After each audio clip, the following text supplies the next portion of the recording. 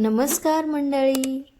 आज मी एक तुमच्यासाठी भन्नाट रेसिपी घेऊन आलेली आहे, जी फक्त 20 मिनिटात हॉटेलसारखी झणझणीत चिकन रस्सा घरच्या घरी तयार होणार आहे.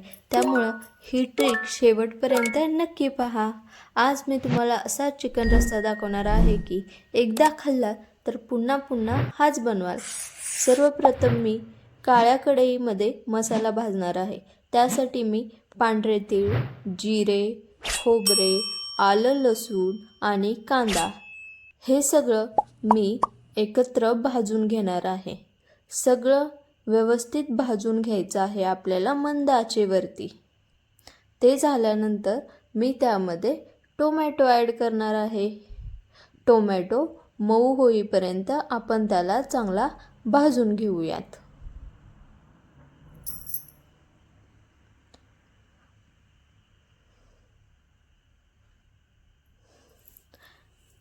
कांदा सोनेरी होईपर्यंत भाजणं खूप महत्त्वाचं असतं. त्यामुळे भाजताना घाई करू नका. आणि त्यात मी शेवटी टाकत आहे 2 हिरव्या मिरच्या छोट्या.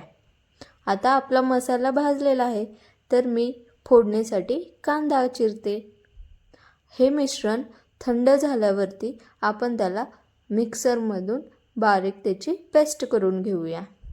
ही पेस्ट करून झाल्यानंतर त्याच कढईमध्ये आपण तेल चांगलं गरम करून घेऊन ती पेस्ट भाजून घेऊयात.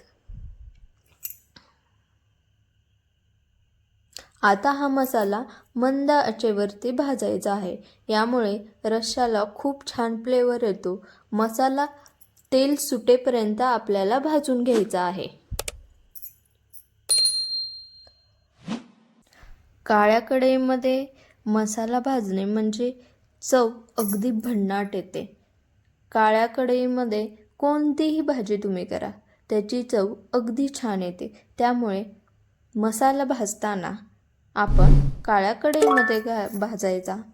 आता आपला मसाला तयार झाला आहे. त्यामध्ये आपण गरम मसाला, मटण मसाला आणि आपलं घरगुती तिखट घालून घेत आहे.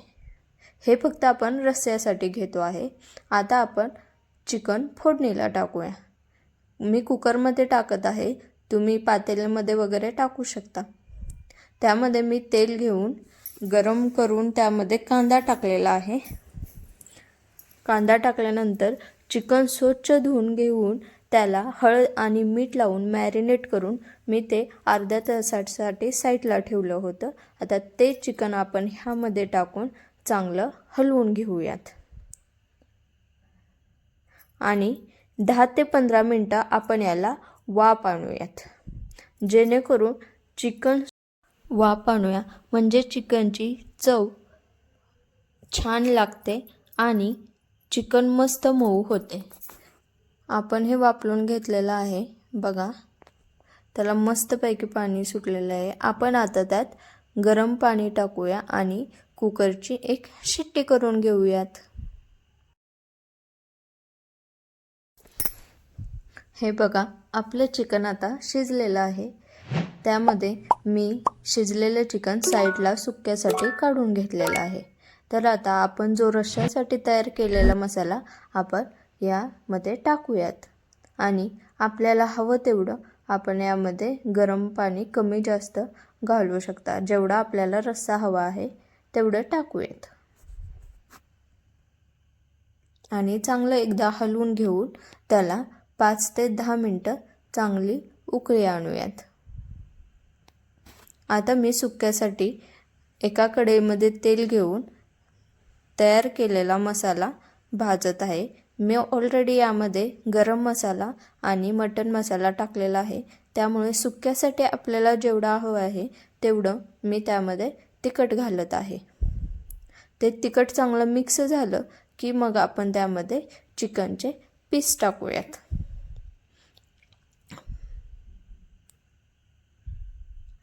चिकनचे पीस टाकून झाल्यानंतर त्याला हळूवारपणे आपण हलवायचं आहे.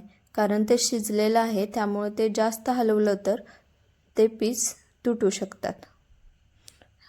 हलवून आपण त्यावरती झाकण ठेवून त्याला 2 मिनटं वाफ आणून द्यायची. हे बघा, आपलं मस्तपैकी चिकन तयार झालेला आहे. त्यावरती आपण आता कोथिंबीर पेरूयात.